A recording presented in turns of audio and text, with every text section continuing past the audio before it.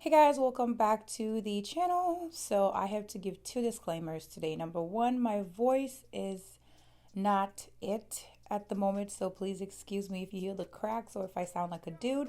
And number two, today's video is a little graphic, so you have been officially warned. All right, okay, let's begin. Today's case is about this American serial killer who took the lives of a total of 8 people. 5 of them he did in less than a week. I'm talking like 3 to 4 days, okay? This man went to a whole college campus and decided that he was going to unalive students there. So he ended up unaliving 5 college students in a matter of 3 to 4 days. And the worst part is that he didn't just unalive them, it's what he did afterwards that messes with you the most. All right, let's get into it. So, this guy, he was sick on a whole different level. I mean, a completely different level. Okay, he was not normal. His name was Daniel Harold Rolling, but we're going to call him Danny for short, okay? Danny was born in Shreveport, Louisiana on May 26, 1954, and he was one of 2 sons born to James Harold Rolling and Claudia Beatrice. James, the dad, was a Korean War veteran in the U.S. Navy, and he also was a Shreveport police officer, but my guy was not a nice one. He was not a nice guy at all. I believe he had some stuff going on himself, okay? Because he was not right in the head. It was said that he would often abuse his wife, the dad that is, and children for senseless things such as breathing in a way that he didn't like. They literally breathed wrong for him. I always thought this thing was just a joke. I'm not sure how people can actually breathe wrong, but I'm guessing they inhaled when they should have exhaled. I don't know. What? Crazy. And then he would also tell Danny that he was not wanted, he was a mistake, and that he would never amount to anything. I can only imagine how that can chip away at a little boy's self-esteem because they look up to their dad.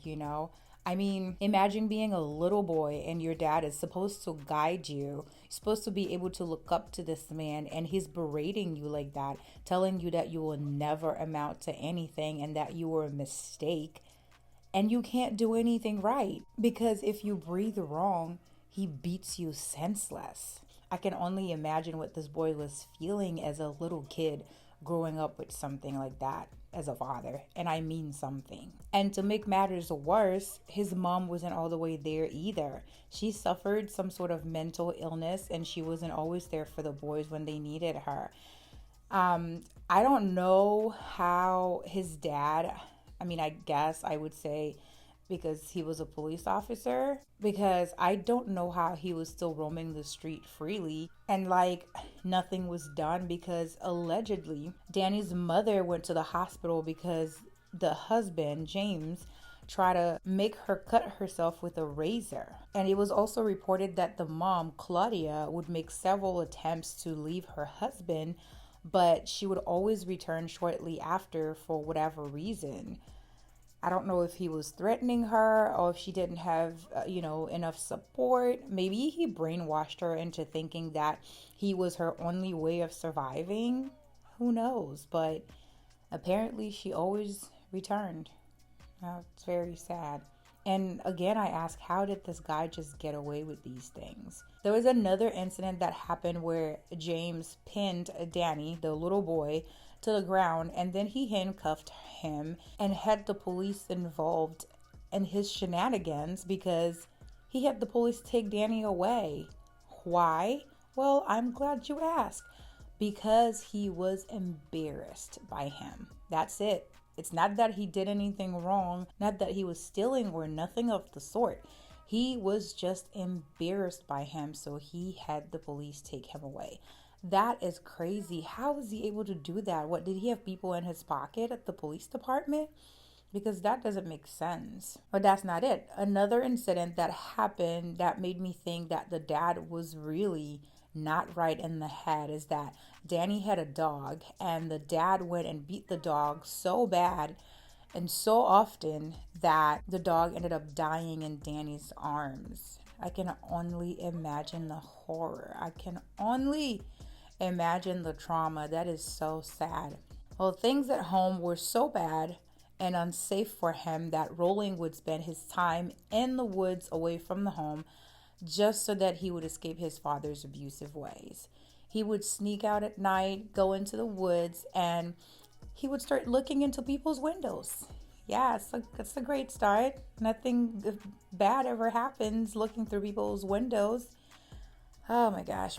He would look at families having dinner or playing games together, family just being family, and he would feel some type of way. He would feel so jealous, or he would feel like, like, what's wrong with me that I can't have something like that? So I think there's some form of resentment that was developed from watching this. It was definitely envy and resentment, I would say, in my opinion. Like, you look at the people being friendly or loving to one another and you're thinking, why can't I have it? So you start being envious and you start to also resent them for having it. And I think that's what Danny was going through. He continued his behavior of escaping the house and roaming the streets and the woods. And when he was about 13 years old, this innocent little activity that started because he wanted to escape his home, it turned into something else, okay? It was now motivated by sexual urges. Now he became obsessed with looking through the window to see not just families anymore. He wanted to see young women getting undressed and things of that nature. So the whole situation led him into becoming like a peeping Tom, basically. I couldn't find out a lot of information about his early years in school, like elementary and middle school, anything like that. But as a teenager, he started consuming alcohol, and it was reported that at the age of 16, he got drunk and confronted his dad, and they got into it. And I guess the dad pressed charges or what have you, but he got locked up in juvie for like 2 weeks. He wanted to escape his father's abuse so bad that he dropped out of high school and joined the Air Force. I wonder if there's like a correlation between people who are feeling rejected or abused and needing to escape the rejection and abuse and joining the military, because I feel like a lot of the videos I've watched so far, most of them, the dad was in the military and the child or the unaliver person, killer, end up joining the military, but also they get early discharge after serving for less than 2 years. It's usually a year to like 20 months or something like that. I'm just wondering. Comment below if you have an idea as to why, or if you think there is even a correlation. Anyways, moving on. So like I was saying, Danny, after joining the military, he did end up being dishonorably discharged after just 1 year for heavy drinking and substance abuse, and he had to return to the home he tried so much to avoid. But Danny here, I believe, really wanted to change and turn his life around. After he got back to town, he started attending his local Pentecostal church, and he even met a woman. Shocker.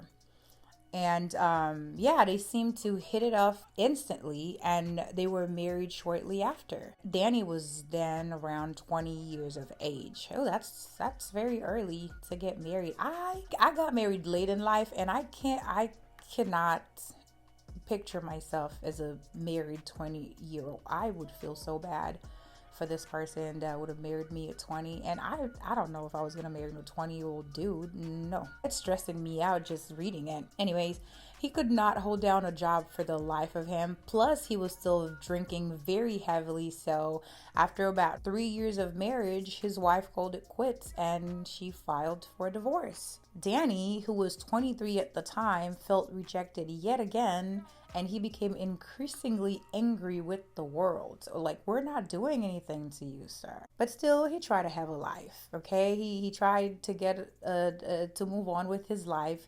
He got a job at a local bakery, and while working there, he accidentally sliced part of his finger on his left hand. Okay, remember this little tidbit of information right here, because it will play an important part in the story later on. Okay, so moving on. After this incident, Danny felt like things just kept getting worse for him. So he decided, hey, I have an idea. Why don't I steal my dad's gun and start robbing places? So he did just that. He stole his dad's gun and he went on an armed robbery spree across different states like Mississippi, Georgia, and Alabama. However, it wasn't long before he was arrested. He was sentenced to 8 years in prison, and once again, upon release from prison, he had no choice but to go back to the one place on earth that my guy hated the most: home. At this point, Danny was about 35 years old and he was feeling like the failure his dad had been telling him he was going to be. So after he got fired one last time from a job, this time he exploded with anger and frustration, and that very same day he would unalive for the first time, and it was a triple homicide. There was this young woman that Danny had been stalking for some time now, and that night on November 4th, 1989, he decided to follow her home. He looked through their window as the family was getting ready for dinner.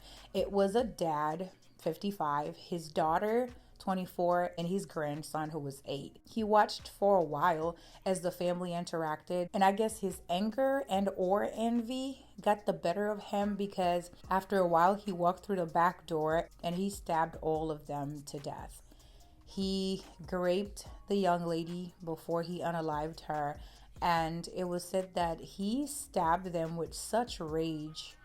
Brace yourself for what I'm about to say. This part is very hard. He stabbed them with such rage that the knife went through the little boy and got stuck in the ground. This is how enraged he was for whatever reason. After he was done with the daughter, he put her bloody clothes in the washing machine, cleaned her body, posed the body, and then he just left. Do you know how unhinged you have to be to carry out such a gruesome crime? Oh my goodness, makes me sick. Ugh. And after this, he must have felt very empowered, because a few months later, he got into an altercation with his dad, during which he ended up shooting him. The dad didn't die though, but he ended up losing an eye and an ear during this interesting confrontation. So by this time, Danny had unalived 3 people and shot his father, and he had not been caught. So he was feeling all the way confident and decided that he's gonna leave Shreveport one more time. And in May of 1990, at the age of 36, Danny decided to do just that. He left Shreveport and headed to Gainesville, Florida, a nearby university, so he can do some more unaliving. Why did he choose a university though? Like, is it because it's mostly a lot of young, defenseless kids there? Why Gainesville, Florida? I have so many questions. But anyways, he set up shop in the woods, like he set up a tent in the woods nearby the university apartments, and he started his spying and lurking. 2 students caught his attention. It was 2 girls, 17 and 18. Oh, Lord. And when he decided that it was time for him to unalive them, he used a screwdriver to unlock the back door, the back sliding door of the apartment, and then went inside with his knife. When he got in the house, I'm sorry, y'all, this is very gruesome. From here on out, the story is about to get very gruesome, so brace yourself. When he got in the house, he noticed that one of the girls was sleeping downstairs and the other one was upstairs. So then he went past the girl that was sleeping downstairs. He stopped for a second and looked at her, and then made his way upstairs to stab and unalive that first girl. Then he went back downstairs, woke up the other girl, put duct tape on her mouth. Then he proceeded to grape her. And after he was done, he turned her over to her stomach. Then he stabbed her in the back, unaliving her. Then the creep went back upstairs, had intercourse with the corpse. Then he cleaned the bodies, posed them in a sexual and provocative way, took a shower, and then he left the apartment. What a psycho. Oh, Lordy. Okay, so all of this happened on Friday, August 24th, 1990, right? The very next day, which was a Saturday, August 25th, he broke into another student's apartment, but she happened to not be there. And so he decided, I'm just going to wait for her. Sadly, around 11 o'clock in the morning, when she came into her apartment, he quickly put her in a chokehold until she became unconscious. And he duct taped her mouth and bound her wrists behind her back. And he took her into the bedroom where he raped her and then turned her again on her stomach and stabbed her in the back, unaliving her. But for whatever reason with this one, he then flipped her body back over. He sliced her abdomen from the pubic bone all the way to the breastbone, and then he left. Oh my gosh. When he got back to the campsite in the woods, he realized that he had forgotten his wallet at the crime scene back at the girl's apartment.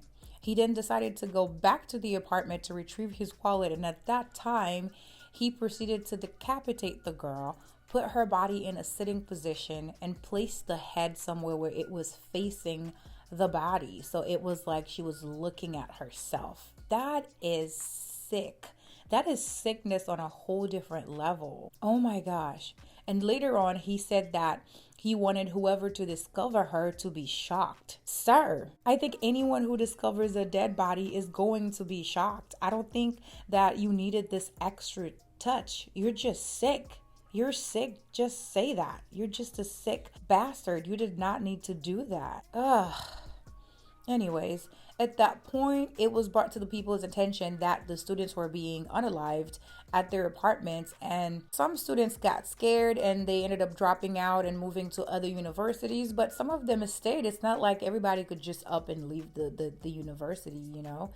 So some of them stayed. However, that did not stop Danny. On Monday, August 27th, he broke into the apartment of a female and male roommates, both 23. He was not expecting the girl to have company. And when he noticed that there is a guy there, he went to take the guy out, but the guy fought him back. But sadly, Danny ended up stabbing him to death. Then when the girl had the commotion, she went down the hallway to see what was going on. And when she saw Danny and what he had done, she ran back into her bedroom and locked her door. But that didn't stop Danny from coming in. And once he was in, he did the same thing. He bound her wrists, raped her, turned her onto her stomach, and then stabbed her in the back, unaliving her, and then posed the body. It was reported that all the students that he had unalived, at the exception of the one guy, were all petite brunettes, and they all resembled his mother. And here's another question that I have. I know his mom had mental issues and could not really be there for him, but like, why would he want to unalive anyone that looks like his mother? I would think if, maybe if they look like his wife, because the wife was the one to file for divorce. So I would think that he would start unaliving people who look like his wife. I don't know. I just found it weird that he was unaliving people that reminded him of his mother. Comment below if that makes sense to you. But anyways, at this point, the killings had been all over town and police was actively trying to find the killer. They ended up arresting 2 guys, and they turned out, of course, not to be who they were looking for, and they ended up letting them go because their DNA was not a match to the suspects. Meanwhile, the real killer, Danny here, was still on the loose because he fled his campsite when the police was closing in on him. And he continued with some more armed robbery stunts, and thankfully on September 7th, 1999, he got arrested in Ocala, Florida, and was being held in Marion County, which is about 40 miles from Gainesville. Now, going back to Gainesville, the investigation there had hit a roadblock because now they had no suspects in custody, because remember, they had to let those 2 guys go whose DNA didn't match, which meant the killer was still at large, right? But they were about to catch a break. Thank God. So what happened was, when they ran the serial number of the gun that was used during the bank robbery, it took them back to the original owner. So then they decided to pay him a little visit. So remember very early on in the video when I said, remember the little detail about him slicing part of his finger? So When they went to interview him, the guy told the investigator that there was this guy who was passing through town. He needed to sell his gun and he needed money, so he sold it to him for cash. And they asked him if there was like anything about the guy that stood out to him. And he said to them that the guy was missing a part of his finger on his left hand. And then another officer remembered while they were processing the crime scene from the very first two girls that he had unalived in Gainesville, right, at the university, they had noticed from paper towels and stuff while processing the crime scene that the perpetrator was missing parts of his finger on his left hand. So at that point, they made the connection that the bank robber was the same person as the killer, but they had no idea who that was yet. However, they had a hunch. They had noticed that there was no more killing happening, and they were thinking, okay, maybe the killer had left Florida or maybe he was in custody. And then they had the brilliant idea to test everybody in custody, like anybody who was arrested within the last 3 to 4 months. They decided to test them all for DNA. Danny Boy here was on that list, and what do you know? Homeboy was a perfect match, and he had a partially missing finger on his left hand. So on January 24th, 1991, Danny became the prime suspect in the Gainesville killings. And on April 20th, 1994, after he surprisingly confessed, Danny was sentenced to death. He didn't even go to trial because he confessed. He was 39 years old at the time. And then 12 years later, in 2006, he was put to death via lethal injection. He was 52 years old. Oh, what a psycho. I just feel so bad for all the people whose lives he took. And, I pray that the good Lord continue to strengthen their families. But this guy was actually crazy. He was off. So they actually had listed his problems, his mental problems, and he was diagnosed with antisocial personality disorder, borderline personality disorder, and paraphilia, which is basically a sexual arousal or sexual interest in anything other than legally consenting humans. So they're like aroused by atypical objects or places or situations, fantasies, behaviors, and sometimes individuals, but non-consenting individuals to be precise. I understand that when people suffer from certain mental illness, it can affect their actions and whatnot, but this was not that long ago. It wasn't like crazy long ago. It wasn't like the 1920s or the 1800s. It was the 1990s into the 2000s.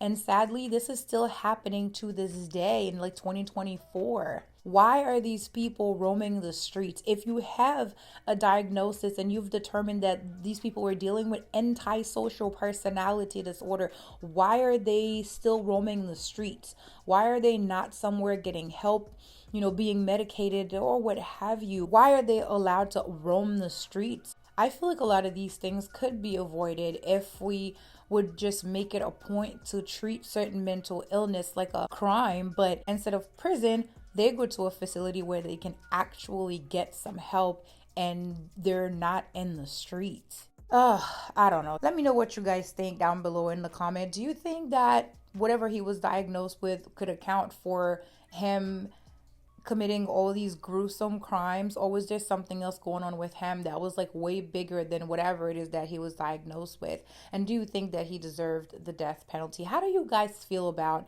someone getting the death penalty or them rotting in jail? Let me know, because I'm still debating with that, like I said before. Anyways, that is all I have for you guys today. If you guys have any recommendations on like people that I should cover next, let me know. As always, thank you guys so much for watching, and please don't forget to like, comment, share, and subscribe, and I will see you guys in my next one. But until then, I hope to see you in the comment section. Bye.